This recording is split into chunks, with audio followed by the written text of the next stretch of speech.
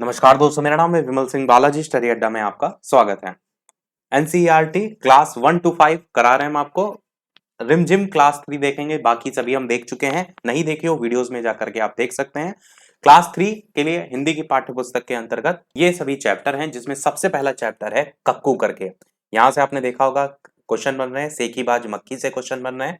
आज हमने आपको बताया था बंदर बाट से क्वेश्चन बन रहे हैं। तो क्लास 3 से क्वेश्चन अभी तक बन रहे हैं, तो आपको थोड़ा सा इस पर भी फोकस करना है। बाकी बन तो 5th क्लास से भी रहे हैं। सेकंड शिफ्ट जो हुई थी, मिले जुले क्वेश्चन बन रहे हैं, मतलब पढ़ना तो आपको वैसे भी सब कुछ है। तो कक्कू से स्टार्ट करते हैं। नाम है उसका कक्कू।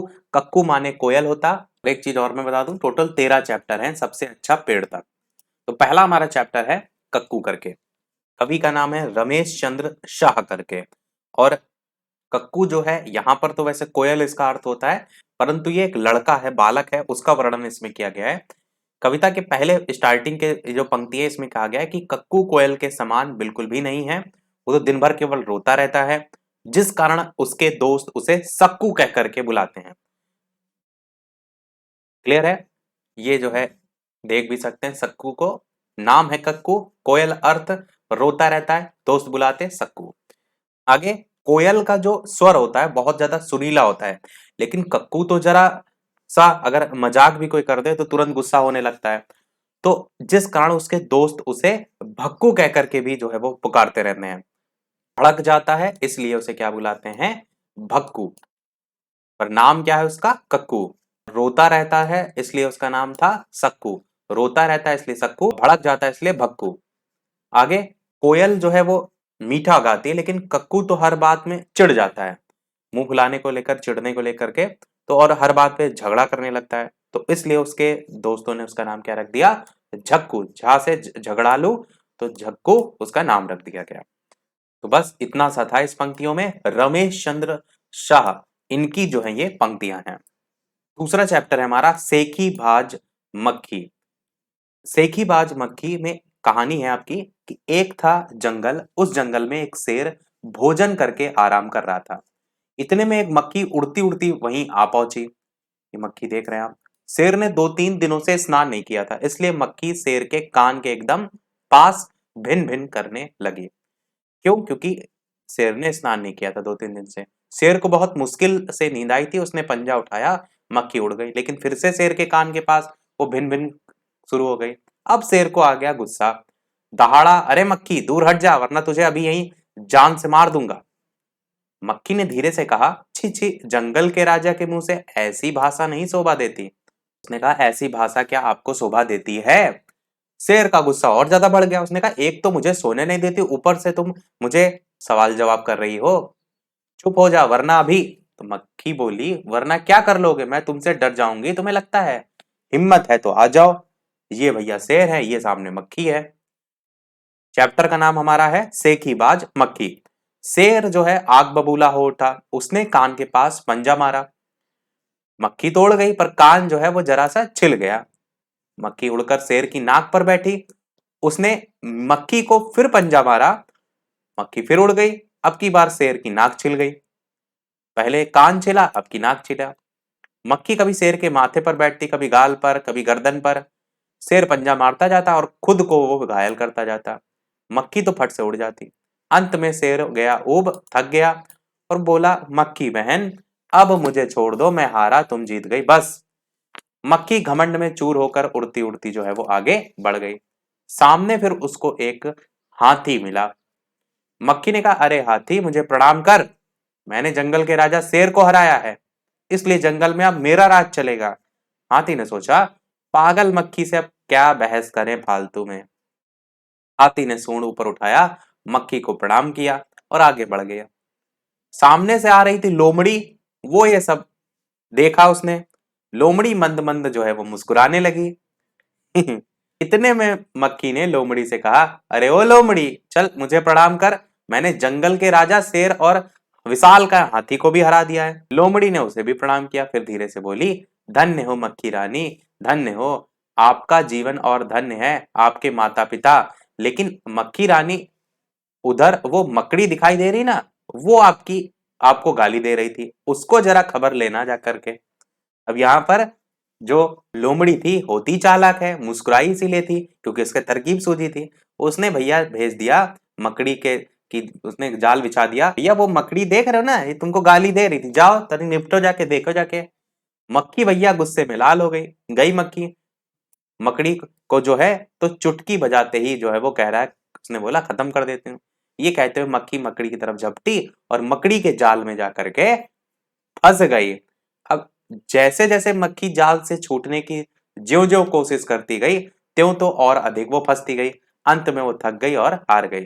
तो ये लोमड़ी देखकर लोमड़ी अब फिर से मंद मंद मुस्कुराते हुए वहां से चलती बनी। तो ये जो है योगेश जोशी जो है, नाम में इनके जोशी मतलब जोश जोश में अपना होश नहीं खोना चाहिए आपको। तो योगेश जोशी जी की जो है ये कहानी है सेखी बाज मक्खी। तो सेखी बखार रही थी ना मक्खी। कुक्कू में हमने देखा 3 नाम उसके थे। सक्कू था, सिसकियां रहते हुए रोता था। भक्कू था क्योंकि जल्दी भड़क जाता था। और झक्कू था क्योंकि झगड़ा करता था।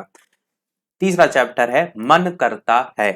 मन करता जो है ये सुरेंद्र विक्रम जी की जो है वो कहा कविता है। इसमें कहते हैं कि मन करता है सूरज बनकर के आसमान में दौड़ लगाऊं, मन करता है चंदा बनकर सब तारों पर अकड़ दिखाऊं, मन करता है बाबा बनकर घर में सब पर धौंस जमाऊं, मन करता है पापा बनकर अपनी मूंछ बढ़ाऊं, मन करता है तितली बनकर उड़ता जाऊं और मन करता है कोयल बनकर मीठे मीठे बोल सुनाऊं, चिड़िया बनकर चूं चूं करने का मन करता है और चरखी लेकर पतंग उड़ाने का मन करता है, लाल पीली पतंग। इस तरीके से ये पंक्तियां थी। तो अगला चैप्टर है बहादुर बित्तो। एक किसान था, उसकी बीवी का नाम था बित्तो। एक दिन किसान ने बित्तो से कहा, सुबह जब मैं खेत में हल चला रहा था तो एक शेर ने आकर कहा, किसान किसान अपना बैल मुझे दे दे वरना मैं तुझे खा जाऊंगा। तो बित्तो ने पूछा, तूने क्या जवाब दिया? बित्तो कौन है? उसकी पत्नी है, इसकी किसान की। और ये कहानी उसको सुना रहा है कि जब मैं सुबह सुबह जा रहा था तो वहां पर शेर ने आकर के मुझे ऐसा बोला। तो ये बित्तो हैं और ये जो है दूसरे जो हैं वो किसान हैं। तो आगे बढ़ते हैं। किसान ने कहा, मैंने कहा तू यहीं रुक, मैं घर जाकर के अपनी गाय लेकर के आता हूं, अगर तू बैल खा लेगा तो हम लोग भूखे मर जाएंगे। तो ये सुनकर बित्तो को बहुत गुस्सा आया। उसने किसान को फटकारा कि घर की जो गाय हो है उस शेर को खिलाते हुए तुझे शर्म नहीं आती है? अगर गाय चली गई तो घर में ना दूध ना लस्सी, बच्चे रोटी किस चीज के साथ खाएंगे? अब बित्तो को एक तरकीब सूझी। उसने कहा, तुम फौरन खेत में जाकर के शेर से कहो कि मेरी बित्तो तुम्हारे खाने के लिए घोड़ा लेकर के आ रही है। ये उसकी पत्नी बित्तो ने जो है तरकीब सुझाई, मेरी बित्तो तुम्हारे खाने के लिए घोड़ा लेकर आ रही। किसान डरता डरता शेर के पास गया। उसने कहा, शेर राजा, हमारी गाय तो बड़ी मरियल है, उससे तुम्हारा क्या बनेगा? मेरी बीवी जो है अभी तुम्हारे लिए एक मोटा ताजा घोड़ा लेकर के आ रही है। और ये देखिए, ये इनकी पत्नी है, घोड़े पर आ रही है, वो शेर है, पीछे जो है वो आपका किसान है, और ये जो पत्नी है इनकी नाम है बित्तो। आगे है, बित्तो ने जो है वो सर पर एक बड़ा सा पगड़ बांधा हुआ था, जो कि मैंने अभी पिक्चर में दिखाया आपको। हाथ में दराती लेकर के घोड़े पर सवार हो गई। घोड़ा दौड़ाती हुई वह खेत पर पहुंची और जोर से चिल्लाई, अरे किसान, तू तो कहता था कि तूने 4 शेरों को फांस कर रखा है, यहाँ तो सिर्फ एक ही है, बाकी कहाँ गए? फिर वह घोड़े से उतरकर शेर की तरफ बढ़ी और कहने लगी, अच्छा कोई बात नहीं, नाश्ते में एक ही शेर काफी है। मतलब उसने उल्टा नाव चल दिया। इतना सुनता कि शेर डर के मारे वहीं कांपने लगा। भाग खड़ा हुआ शेर। ये देखकर बित्तो बोली, देखो इसे कहते हैं हिम्मत, तुम तो इतने डरपोक हो कि घर की गाय शेर के हवाले करे के चले आ रहे थे। उधर मारे भूख के शेर की आंतें चटपटा रही थी। एक भेड़िए ने पूछा, महाराज क्या मामला है? भेड़िए ने पूछा, आज आप बहुत उदास दिखाई दे रहे हो। शेर ने कहा, कुछ ना पूछो, आज मुश्किल से जान बची है। आज एक ऐसी राक्षसी से पाला पड़ गया, सुबह 4 शेरों का नाश्ता करती है। ये सुनकर भेड़िया बहुत हंसा। वो सुबह झाड़ी में छिपकर सारा तमाशा देख रहा था। उसने कहा, भोले बादशाह, ये तो बित्तो थी जिसे आपने राक्षसी समझ लिया। अब इस बार फिर कोशिश करके देखिएगा, अगर बैल आपके हाथ ना आए तो मेरा नाम भेड़िया नहीं। क्योंकि जो ये शेर था इसने स्टार्टिंग में बैल मांगा था, परंतु जो सर किसान था उसने कहा था कि भैया तुम गाय ले लो। बिट्टो ने जाकर के अपनी तरकीब और बचा लिया। फिर ये वापस से भेड़िया के कहने पर कि भैया तुमको बैल मिल जाएगा, जाओ, तो बहुत कहने सुनने पर शेर किसान के खेत में जाने के लिए तैयार हो गया। लेकिन उसने भेड़िए से कहा कि तुम अपनी पूंछ मेरी पूंछ से बांध लो। भेड़िए से कहा, दोनों जने पूछ बांध कर चल पड़े। दोनों जने मतलब दोनों लोग। उनको देखते ही किसान के होश हवास गुम हो गए। वो डर से कांपने लगा, लेकिन बिट्टो बिल्कुल नहीं घबराई। भेड़िए के पास जाकर के उसने कहा, क्यों रे भेड़िए, तू तो अभी वादा करके गया था कि तू अपनी पूंछ से 4 सियार बांध कर लाएगा, लेकिन तू तो सिर्फ एक ही शेर लाया है, वो भी मरियल सा। भला इसे खाकर मेरी भूख मिट सकती है? खैर इस वक्त यही सही है। इतना कहकर बिट्टो आगे बढ़ी। अब शेर के फिर से होश हवास उड़ गए। उसने समझा कि भेड़िए ने उसके साथ धोखा किया है। वो फौरन वहां से भागा। भेड़िया बहुत चीखा चिल्लाया, लेकिन शेर ने एक ना सुनी, तेजी से भागते चला गया। और किसान और बिट्टो आराम से वहां रहने लगे। उन्हें मालूम था कि अब शेर उनके खेत की तरफ फिर कभी जो है वो नहीं आएगा। ये देखो, इन दोनों की पूंछ बंधी हुई है, शेर की और इस लोमड़ी की। तो इस तरीके से बिट्टो ने चलाया अपना दिमाग, और ये बहादुर बिट्टो जो है वो नाम था। जैसे यहाँ क्वेश्चन है ना, शेर किसान से क्या लेने गया था? तो बैल लेने गया था। शेर ने बिट्टो को राक्षसी क्यों समझ लिया? क्योंकि उसने कहा था ना, मैं 4 शेरों को एक साथ जो है वो खाने के लिए वादा किया था। बैल की जान कैसे बच गई? उसकी जो तरकीब थी उससे बची। और इसी चैप्टर के अंतर्गत आपको मूस की मजदूरी करके देखने को मिला है। ये जो है इसी चैप्टर के अंदर है। मूस की मजदूरी लोक कथा टाइप सी है। इसमें ये एक चित्र बना हुआ है। अभी पहले देखते हैं कहानी। बहुत समय पहले की बात है। उस समय आदमी के पास धान नहीं था। धान चावल कहते हैं ना। तो सबसे पहले आदमी ने धान का पौधा एक पोखरी के बीच में देखा। धान की बालियां झूम झूम कर जैसे आदमी को बुला रही थी, पर गहरे पानी के कारण धान तक पहुंचना कठिन था। आदमी सोचते हुए खड़ा ही था, वहीं पर एक मूस दिखाई दिया, मतलब चूहा। आदमी ने मूस को पास बुलाया और कहा, मूस भाई, पोखरी के बीच में देखो, उन धान की प्यारी बालियों को झूम झूम कर मुझे बुला रही, लेकिन पानी बहुत गहरा है। यदि तुम उन्हें हमारे लिए ला दो तो तुम्हें मैं हिस्सा भी दे दूंगा मेहनत आने का। मूस कह रहा है, भला मुझे क्या ऐतराज है। वो सरसर तैर गया और बालियों को दांतों से कुतर कुतर कर किनारे ले आया। थोड़ी देर में किनारे पर धान की बालियों का ढेर बन गया। अब आदमियों ने प्रसन्न होकर कहा कि मूस भाई, अब इसमें से अपनी मजदूरी का हिस्सा तुम स्वयं ले लो। पर मूस ने कहा, भाई मेरे, मैं तो ठहरा छोटा जीव, मेरा सिर भी है छोटा, अपना हिस्सा इस छोटे से सिर पर ठोकर कैसे मैं ले जा पाऊंगा ढो करके। इसलिए अच्छा तो यही होगा, तुम यह पूरा धान अपने घर पर ले जाओ, मैं तुम्हारे घर पर ही आकर अपने हिस्से का थोड़ा जो धान है वो खा लिया करूंगा। आदमी ने ऐसा ही किया। तभी से मूस आदमी के घर धान खाता चला आ रहा है। कहते नहीं कहानियां सुनाती दादी माता, वही टाइप से है कि कैसे चूहा जो है यहाँ रहने लगता है। ये रामचंद्रन जी हैं, उन्होंने ये मूस की मजदूरी जो है करके लोक कथा बताई है। तो देख भी रहे हैं, ये आपका है धान ऊपर पानी में उस तरफ है, तो वहीं से ये चूहा जो है इनके लिए लेकर के आया। चलिए बढ़ते हैं हमारे अगले चैप्टर की तरफ, हमसे सब कहते करके। ये हमारी कविता है। इसमें लिखा है कि नहीं सूर्य से कहता कोई, धूप यहाँ पर मत फैलाओ, क्योंकि तो उसकी मर्जी चलती है। कोई चांद से भी नहीं कहता है कि चांदनी को यहाँ से ले जाओ। कोई हवा से भी नहीं कहता है कि खबरदार जो अंदर आई। कोई बादल से भी नहीं कहता कि अब कोई जलधार यहाँ बरसाई। और फिर क्यों हमसे भैया जी कहते हैं कि यहाँ ना आओ, भागो जाओ। अम्मा कहती घर में खेल खिलौने मत फैलाओ। पापा कहते बाहर खेलो, खबरदार जो अंदर आए। हम पर सबका बस चलता है, जो चाहे वो डांट बताए। निरंकार देव सेवक जी की है। ये जो है बताया इन्होंने कंपैरिजन करके कि कैसे वो बच्चा अपनी बातों को कह रहा है। अगला देखते हैं आपका चैप्टर, टिप टिपवा। ये जो है एक लोक कथा है, उत्तर प्रदेश की लोक कथा है टिप टिपवा।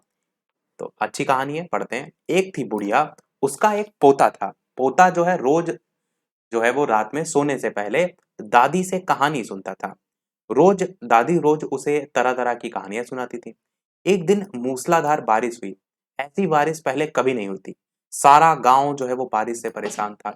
नाम में ही है टिप टिपुआ, मतलब समझ रहे, बारिश जब बहुत ज्यादा होती है, टिप टिप बारिश बरसती ना, उससे थोड़ा जोड़कर कहानी को याद रख सकते हैं। बुढ़िया की झोपड़ी में पानी जगह जगह से टपक रहा था, टिप टिप करके। इस बात से बेखबर पोता दादी की गोद में लेटा कहानी सुनने के लिए मचल रहा था। बुढ़िया खींचकर बोली, अरे बचवा, का कहानी सुनाए, ई टिपटिपुआ से जान बचे तब ना। पोता उठ करके बैठ गया। उसने पूछा, दादी ये टिपटिपुआ कौन है? तो टिपटिपुआ क्या शेर बाघ से भी बड़ा होता है? ऐसा इस बच्चे ने दादी से पूछा। दादी छत से टपकते हुए पानी की तरफ देखकर बोली, हाँ बचवा, ना शेरवा के डर, ना बगवा के डर, डरता डर टिपटिपुआ के डर। संयोग से मुसीबत का मारा एक बाघ बारिश से बचने के लिए झोपड़ी के पीछे जो है वो बैठा था। बेचारा बाघ बारिश से घबराया हुआ था। बुढ़िया की बात सुनते ही वह और डर गया। बाघ जो है वो डर गया बुढ़िया की बात सुनते हुए। कि अब ये टिपटिपोवा कौन सी बला है, जरूर ये कोई बड़ा जानवर है। तभी बुढ़िया जो है वो शेर बाघ से ज्यादा टिपटिपोवा से डरती हैं। इससे पहले कि बाहर आकर के वो मुझ पर हमला करे, मुझे ही यहाँ से भाग जाना चाहिए, शेर ने ऐसा सोचा। बाघ ने ऐसा सोचा, शेर नहीं था बाघ था। बाघ ने ऐसा सोचा और झटपट वहीं से दुम दबा करके भाग चला। उसी गांव में एक धोबी रहता था, वो भी बारिश से परेशान था। आज सुबह से उसका गधा गायब था। धोबी जो है उसका गधा गायब था। सारा दिन वह बारिश में भीगता रहा और जगह जगह गधे को ढूंढता रहा, लेकिन वो कहीं नहीं मिला उसको। धोबी की जो पत्नी थी वो बोली जाकर, गांव के पंडित जी से क्यों नहीं पूछते, बता देते ना, क्योंकि वो ज्ञानी होते हैं, आगे पीछे सबके हाल की खबर उनको रहती है। तो धोबी की पत्नी ने ये सलाह दी। अब पत्नी की बात धोबी को जच गई। अपना मोटा लठ उठा करके वो पंडित जी के घर की तरफ चल पड़ा। उसने देखा कि पंडित जी घर में जमा बारिश का पानी जो है वो उलीच उलीच कर फेंक रहे थे। धोबी ने बेसब्री से पूछा, महाराज मेरा गधा सुबह से नहीं मिल रहा है, जरा पोथी बांच कर बताइए कि वो कहाँ है। सुबह से पानी उलझते उलझते पंडित जी थक गए थे। धोबी की बात सुनी तो झुंझला पड़े और बोले, मेरी पोथी में तेरे गधे का पता ठिकाना लिखा है क्या, जो आ गया पूछने? अरे जा करके ढूंढ उसे किसी गढ़ई पोखर में। और पंडित जी लगे फिर पानी उलीचने। धोबी वहां से चल दिया। चलते चलते वो एक तालाब के पास पहुंचा। तालाब के किनारे ऊंची ऊंची घास उग रही थी वहां पर। धोबी जो है वो घास में गधे को ढूंढने लगा, और किस्मत का मारा बेचारा बाघ टिपटिपुआ जो है वहीं घास में छिपा हुआ था। धोबी ढूंढने आया था गधे को घास में, पर छिपा वहां पर बाघ था। धोबी को लगा कि बाघ ही उसका गधा है। उसने आओ देखा न ताओ देखा और लगा माघ बाघ पर मोटा लठ बरसाने। अब बेचारा बाघ इस अचानक हमले से एकदम घबरा गया कि भैया ये क्या। बाघ ने मनी मन सोचा, लगता है भैया ये जो लठ बरसाने आया है धोबी, यही टिपटिपुआ है। आखिर उसने मुझे ढूंढ ही लिया है। अब अपनी जान बचानी है तो यहाँ जो कहे वो चुपचाप करते जाओ। आज तूने बहुत परेशान किया है, मार मार कर मैं तेरा कचूमर निकाल दूंगा, ऐसा वो धोबी कहता हुआ बाघ के कान पकड़ा और उसे जो है वो ये देखिए लिए जा रहा है कान पकड़ के। कार्टून भी एक से एक बढ़िया बढ़िया बनाते हैं। खींचता हुआ घर की तरफ चल दिया। बाघ बिना चू चपड़ के भीगी बिल्ली बना धोबी के पीछे पीछे चल दिया। घर पहुंचकर धोबी ने बाघ को खूंटे से बांध दिया और सो गया। सुबह जब गांव वाले ने धोबी के घर के बाहर खूंटे से एक बाघ को बंधे देखा तो उसकी आंखें खुली की खुली रह गईं। और यही हमारी कहानी जो है वो समाप्त हुई। गिरिजा रानी अस्थाना, इनकी जो है ये कहानी है, और कहानी का नाम है टिप टिपवा। और आपको पता है ना, जो टिप टिप बूंदे होती हैं वो गिरती हैं। गिरजा, नाम में इनके है गिरजा, तो ऊपर से कोई बूंद गिर रही है तो नाम से जोड़कर याद रख सकते हैं, गिरजा रानी अस्थाना। अगला चैप्टर देखते हैं, बंदर बाट। लगभग 13 चैप्टर थे, लगभग हमने आधे जो है वो देख लिए हैं। वीडियो सभी लोग लाइक अवश्य करते रहिएगा। इसी प्रकार ढेर सारी मेहनत हम आपके लिए भी करते रहें, और एक लाइक तो वैसे भी सभी का बनता है अगर वीडियो आपको अच्छा लगे। चलिए बढ़ते हैं हम हमारे बंदर बाट चैप्टर की तरफ। तो चैप्टर बंदर बाट, स्थान खुली जगह या कोई बड़ा कमरा है। पात्र एक बंदर और दो बिल्लियां हैं। इसमें 7-8 बरस का लड़का बंदर और 5-6 बरस की लड़कियां बिल्ली बन सकती हैं। मतलब जैसे नाट्य रूपांतरण होता है ना, उसको लेकर बताया गया है। एक बंदर है और दो बिल्लियां हैं। बंदर के लिए पोशाक लिखा है, पीला चूड़ीदार पजामा, कुर्ता और दुपट्टा जो कमर में पूंछ से निकलकर बांधा जा सकता है। मुंह पर लगाने के लिए बंदर का चेहरा जिसमें आंखों और मुंह की जगह छेद हो, मतलब दिखाई भी दे। बिल्लियों के लिए पोशाक है, काली सफेद सलवारें, कमीज, दुपट्टे जो कमर में पूंछ सी निकाल कर बांधी जा सकती। मुंह पर लगाने के लिए काली सफेद बिल्लियों के चेहरे जिनमें मुंह और आंख, मुंह की जगह छेद हो, वहां से दिखाई जा सके। और सामान में एक मेज है, एक बड़ा मेजपोश पर बड़ी चादर है, डबल रोटी का एक टुकड़ा है और एक छोटा तराजू है। पहला दृश्य कोई कमरा है, कमरे के बीच में एक मेज है जिस पर मेजपोश पड़ा हुआ है और आगे से ढका हुआ है। मेज पर एक रोटी का टुकड़ा है, मेज के नीचे एक तराजू रखा हुआ है। तो मेज पर एक रोटी का टुकड़ा है और एक तराजू रखा है, दो सबसे महत्वपूर्ण चीज। पर जो तराजू रखा है ये दिखाई नहीं देता है, लिखा हुआ है यहाँ पर। म्याऊं म्याऊं की आवाज होती है और दाहिनी तरफ से काली बिल्ली और बाईं तरफ से सफेद बिल्ली प्रवेश करती है। तो दो बिल्ली प्रवेश करती हैं। काली बिल्ली, बहन नमस्ते। सफेद बिल्ली, बहन नमस्ते। काली बिल्ली, अच्छी तो हो। सफेद बिल्ली, अच्छी क्या हूँ, भूखी हूँ। काली बिल्ली, मैं भी भूखी हूँ। सफेद बिल्ली, खाने को कुछ ढूंढ रही हूँ। काली बिल्ली, उस खोज में तो मैं भी निकली हूँ। सफेद बिल्ली, मुझे महक रोटी की आती है। काली बिल्ली, हाँ मेरी भी नाक बताती है पास कहीं पर है। सफेद बिल्ली, रखी मेज पर है वो रोटी, लपकूं कोई आ ना जाए। ये भैया बिल्ली है, वो उसकी आंखें एकदम रोटी पर हैं। अब काली बिल्ली, तू डर मैं तो चली लेने। काली बिल्ली कहने लगी, तू डर। यहाँ पर सफेद बिल्ली ने पहले कहा है कि कोई आ ना जाए। काली है तो डर नहीं रही, सफेद वाली डर रही है। सफेद वैसे भी शांति का प्रतीक होता है। तो काली बिल्ली, तू डर मैं तो चली। काली बिल्ली लपकती है और रोटी लेकर भागने लगती है। सफेद बिल्ली, ठहर कहाँ भाग जाती है रोटी लेकर, रोटी मेरी, ऐसे करके उसने बोला। काली बिल्ली, रोटी तेरी कैसी तेरी, रोटी मेरी। सफेद बिल्ली, मैं ना दिखाती तो तू जाती। यहाँ पर सफेद बिल्ली कह रही है कि मैं ना दिखाती अगर तो तू जाती। उसी ने दिखाया था ना कि वो देखो वहां रोटी रखी है, तो वही तो उसने कहा मैं ना दिखाती तो भला तू जाती। मैंने बताया कि वहां रोटी रखी हुई है। काली बिल्ली कहने लगी, अच्छा क्या मैं खुद नहीं देखती कि वो मेरी दो आंखें नहीं है क्या?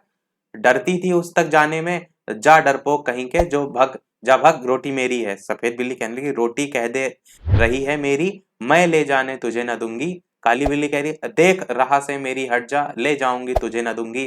सफेद बिल्ली, देखूं कैसे ले जाती है, जो पहले देखे हक उसका है रोटी पर। काली बिल्ली कहने लगी, पहले दौड़ा, दौड़ के पहले ले, पहले जिसका हक उसका है, जो पहले उठा करके लाया है।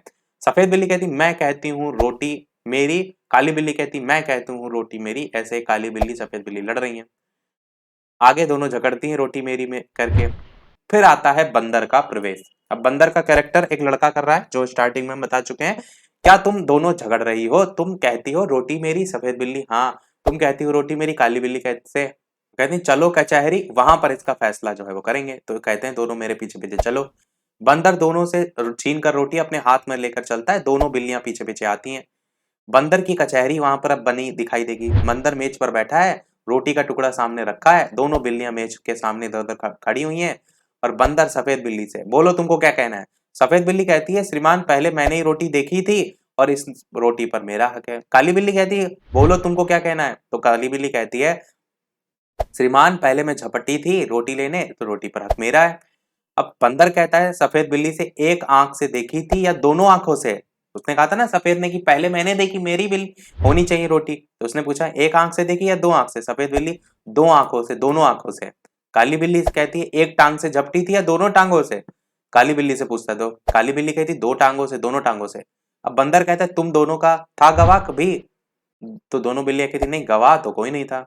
बंदर कहता है, बात बराबर है, मेरा फैसला है कि रोटी तोड़कर तुम्हें बराबर ही दे देनी चाहिए, मेरे पास धर्म काटा है। अब बंदर मेज के नीचे से तराजू निकाल करके लाता है, दो हिस्सों में तोड़कर दोनों पल्लों पर रखता है और उठाता है। एक पल्ला नीचे रहता है, एक दूसरा ऊपर रहता है, क्योंकि वो एकदम बराबर थोड़ा नहीं तोड़ पाता है। फिर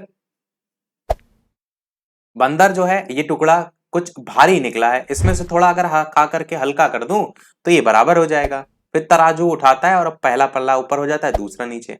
पहले जो नीचे था और एक ऊपर था, तो जो भारी वाला था उससे से उसने थोड़ा खाया, अब उल्टा हो गया, इधर वाला भारी हो गया। तो बंदर भी टुकड़ा भारी निकला, अब इसमें से थोड़ा खा लेता हूँ। फिर तराजू उठाता है, फिर इसमें से इधर वाला हल्का, तो यही बंदर, ये अब ये टुकड़ा भारी निकला, मुंह कहता है मेरा थक गया बराबर करा करते करते, और तराजू उठा उठाकर हाथ थक गया। ये देखिए दोनों साइड में मेज के खड़े हुए हैं और ये चालाकी दिखा रहा है, थोड़ा थोड़ा खाते जा रहा है। बिल्लियों को बंदर की चालाकी पता चल गया, हाथ मलती हुई जो बड़ी उदासी से एक दूसरे को जो है वो देखते हुए। सफेद बिल्ली, आप थक गए अब ना उठाएं, और तराजू? काली बिल्ली, बचा कुचा जो उसको दे दो, हम आपस में बांट खाएंगे। बंदर, नहीं नहीं तुम फिर झगड़ोगी, मैं झगड़े की जड़ को ही काट देता हूँ, बचा कुचा भी मैं ही खा लेता हूँ। तो आखिरी में बंदर जो है वो पूरा खा जाता है। इतना कहकर बचा कुचा रोटी भी बंदर खा जाता है, तराजू लेकर भाग जाता है। अब दोनों बिल्लियां आपस में झगड़ा करके बैठी, बुद्धि अपनी खोटी, कब पछताने से क्या हो, जब बंदर हड़पा रोटी। ये आपका हरिवंश राय बच्चन की है पंक्तियां, जिसका नंबर है, जिसका नाम है बंदर बाट। बंदर बाट मतलब बंदर ने जो है चालाकी दिखाई और बिल्लियों की रोटी खाई। हरिवंश राय बच्चन बहुत ही फेमस है, इनका नाम ध्यान रखिएगा। अगला चैप्टर आपका है कब आऊं। बंदर बाट हमने देख लिया था।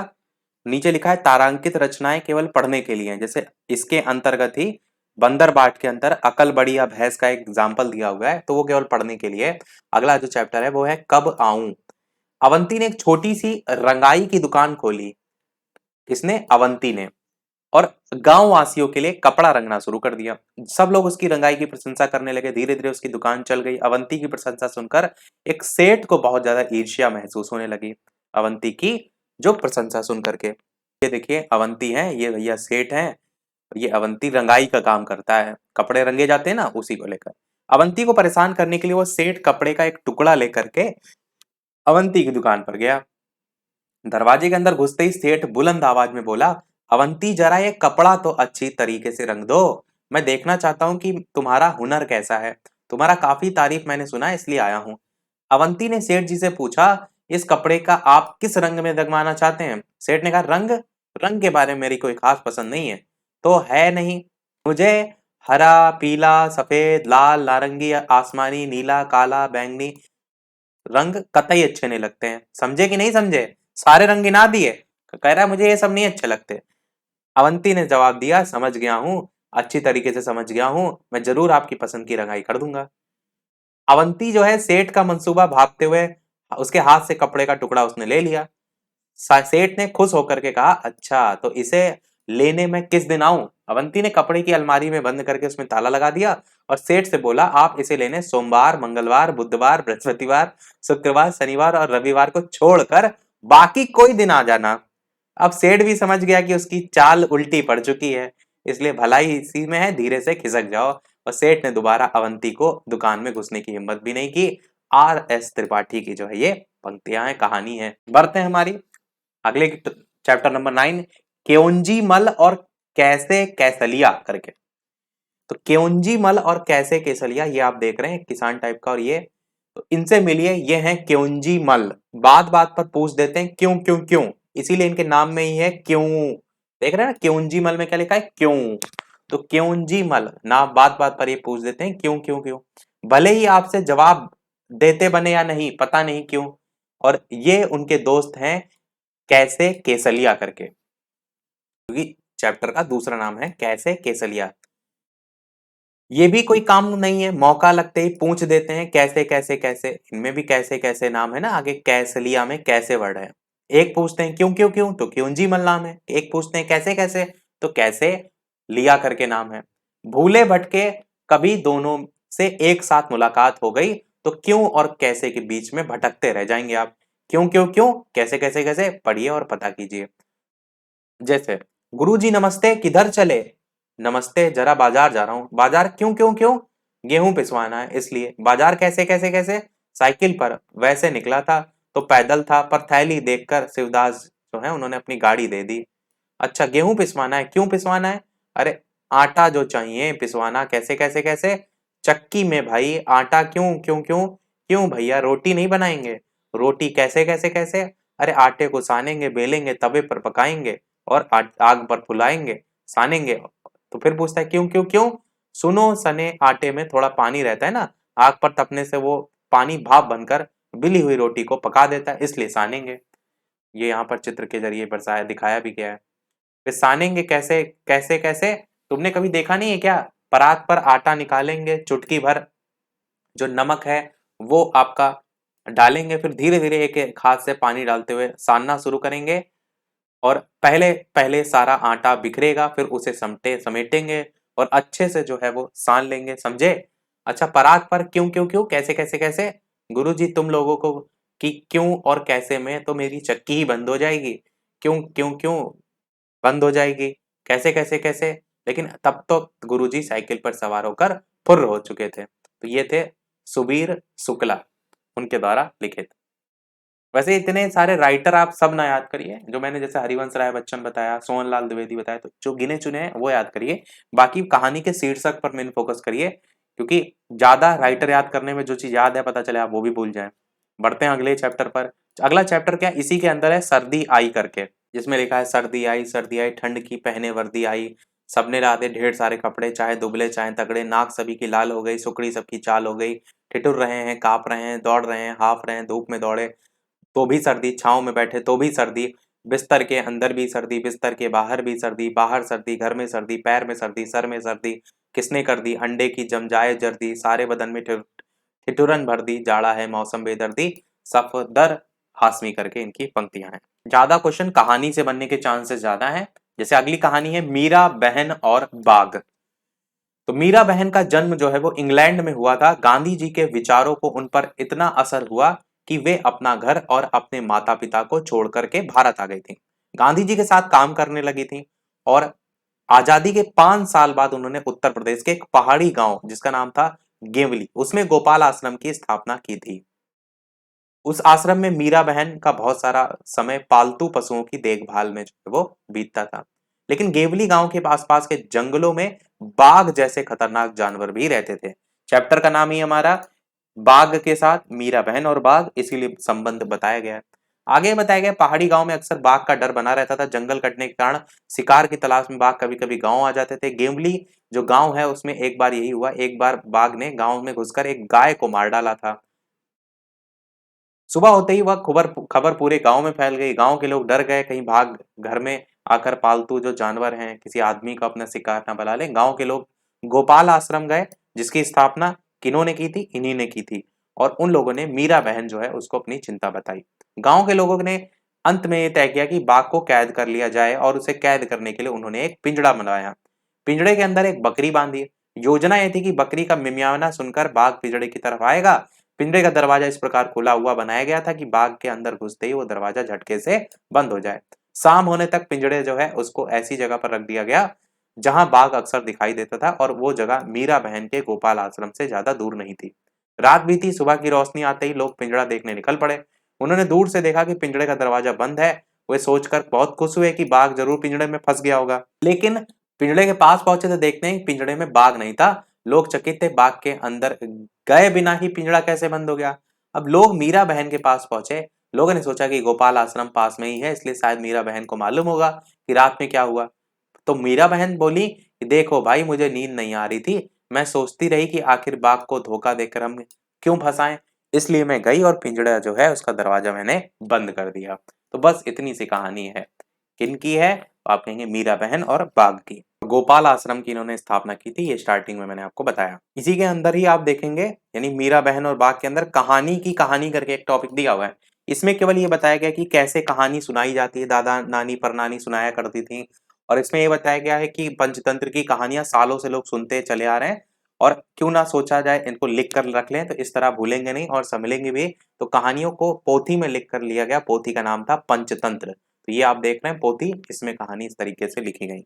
उस समय ये भी लिखा है कागज और किताबें तो होती नहीं थी, तो कैसे कहानी लिखी होंगी? तो पत्तों पर लिखते थे या पत्थर पर लिखते थे, पेड़ की छाल पर लिखते थे, खजूर के बड़े पत्ते होते थे उन पर लिखते थे, तेल से इनको नरम कर बनाकर फिर उन पर कहानी लिखते थे।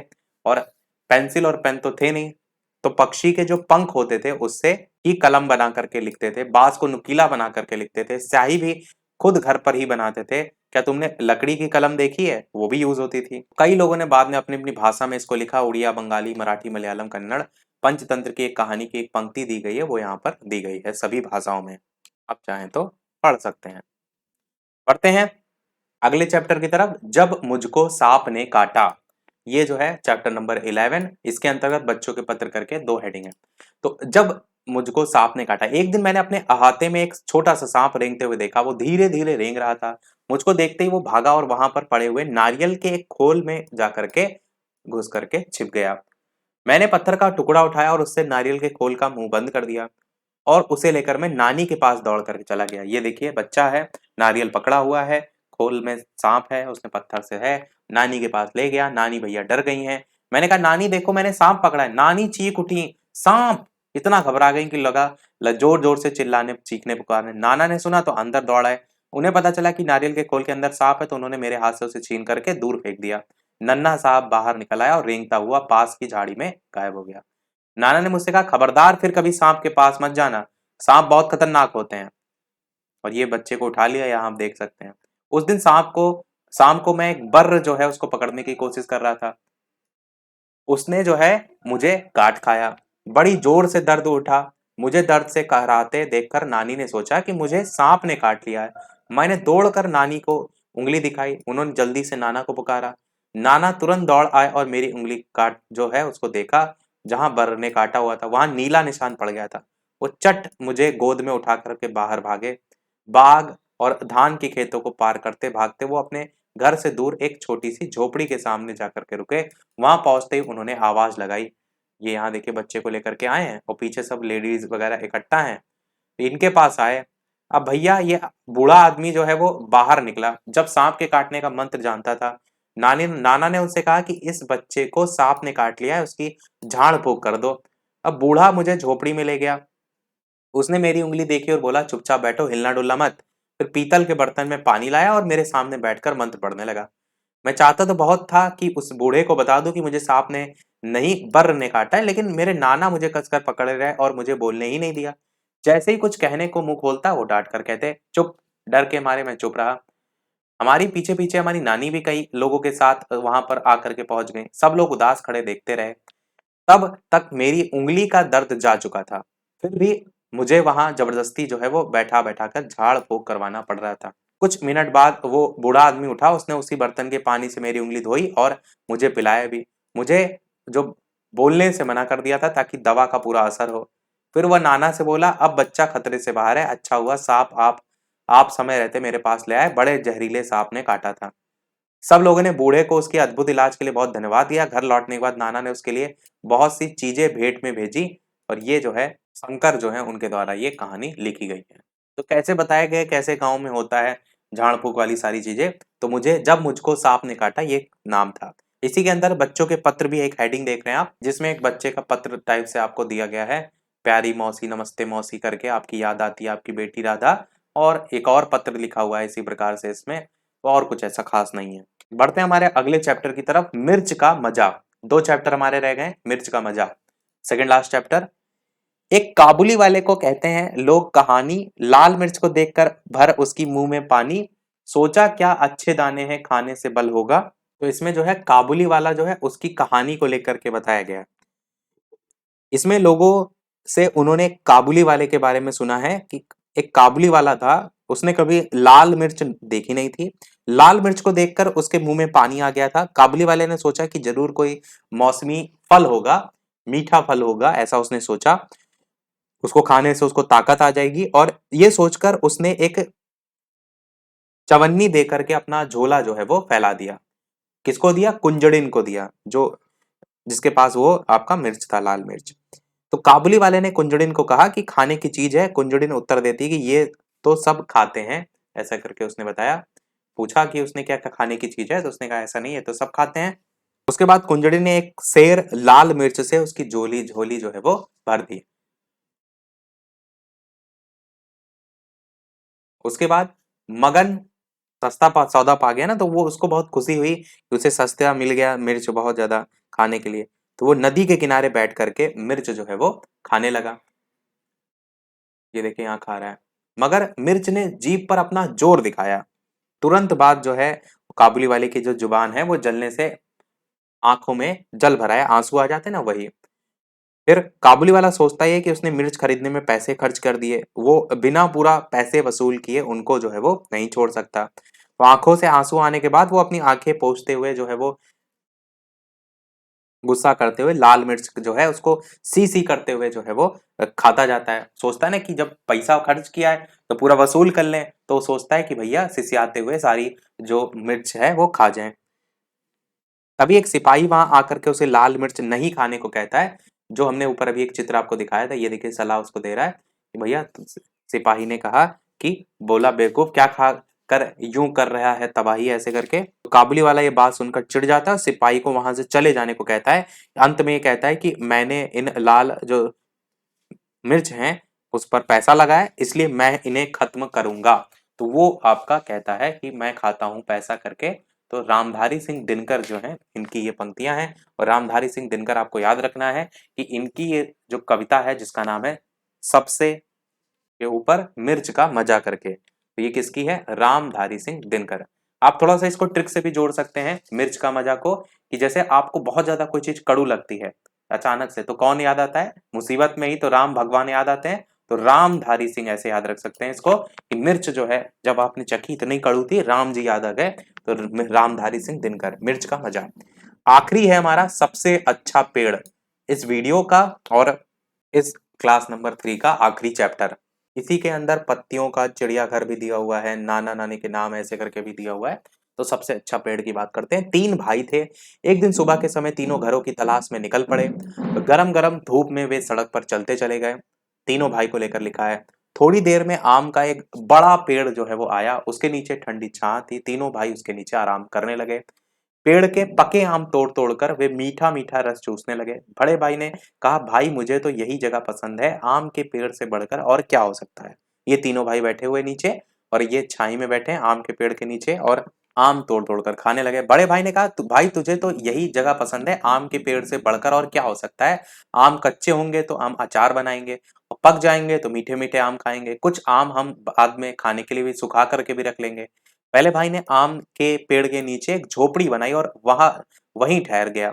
लेकिन उसके भाई वहां नहीं ठहरे, वे आगे चले गए।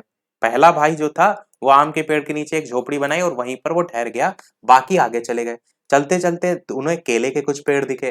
तभी आसमान से एक काला बादल गुजरा। टप टप पानी बरसने लगा। दोनों भाइयों ने केले का एक एक पत्ता काट लिया। उसके साए में उन पर पानी नहीं गिरा।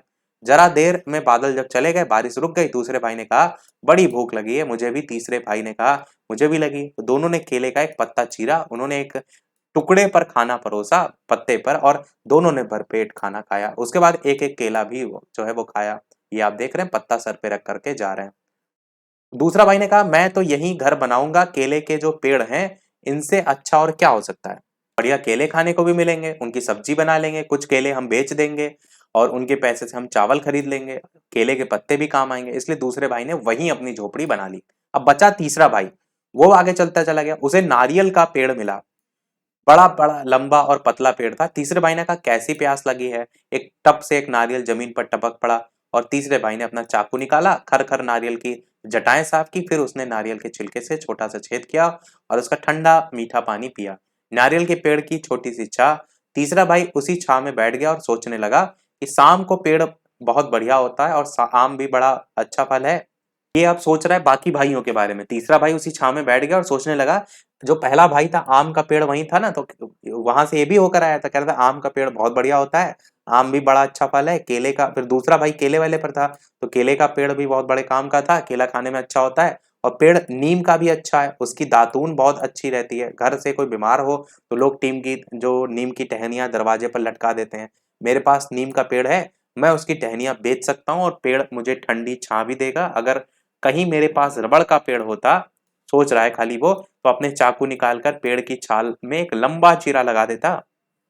चीरे के एक तले में एक प्याला रख देता और पेड़ के दूधिया रस जो है उसको मैं प्याले में भर लेता और रस को पकाकर मैं रबड़ बना देता, रबड़ में बेच देता।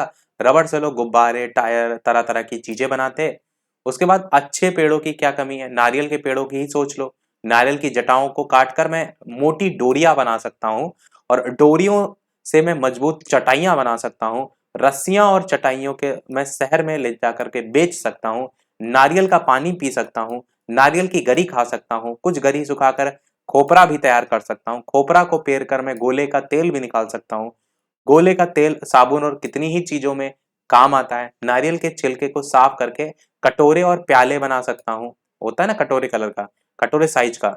ठीक है, तो मेरे लिए ये पेड़ ही सबसे अच्छा है। वहां सोच बैठ करके वो सोच रहा था। तो इसी के नीचे मैं घर बनाऊंगा। इसलिए तीसरे भाई ने नारियल के तले में अपनी कुटिया जो है वो बनाई। पहले ने आम, दूसरे में केला और तीसरे ने नारियल। और इसमें से तुम्हारे लिए सबसे अच्छा कौन सा पेड़ है वो यहाँ लिखा हुआ है आखिरी लाइन में। भारत दास जो है इनकी ये कहानी है।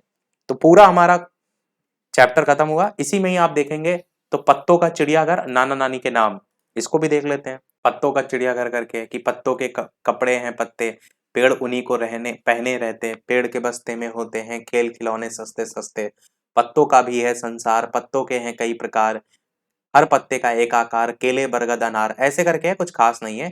केवल पत्ते पेड़ के बताए गए हैं कि कागज पर चिपकाओ तुम, पीपल पेट, पूछ डंडी की, पैर कनेर के, इमली की नाक, हरी घास की लंबी मूछ, कहीं बबूल कहीं पे ढाक, होते हैं बेजान ना पत्ते, ऐसे करके दिया गया अरविंद गुप्ता जी की। और इसी में ही लास्ट में एक था नाना नानी के नाम, ऊधम करूं पर रोक ना एक, तनिक किसी की टोक ना एक। सेम चीज इसमें भी वैसे ही है कि गर्मी की ये छुट्टियां, नाना नानी जी के नाम, मामी मूर्ख बनाए, एक नाना नानी कथा सुनाए, गपसप और आराम, मम्मी जी का बस ये काम, गर्मी की सभी छुट्टियां, नाना नानी जी के नाम, गरम कचौड़ी सुबह को एक, दूध जलेबी पहले एक, थोड़े जामुन ज्यादा आम, काले काले पीत ललाम, गर्मी की छुट्टियां, नाना नानी जी के नाम उसी प्रकार से है। बाकी ऐसा भी इसमें कुछ खास नहीं है। गोपीचंद श्रीनगर की, तो इसी चैप्टर के अंतर्गत ये दे रखा था। पर मैंने पहले भी स्टार्टिंग में कहा, कहानियां जो है उनसे क्वेश्चन बनने के चांसेस ज्यादा हैं और उसको याद करना भी आसान है।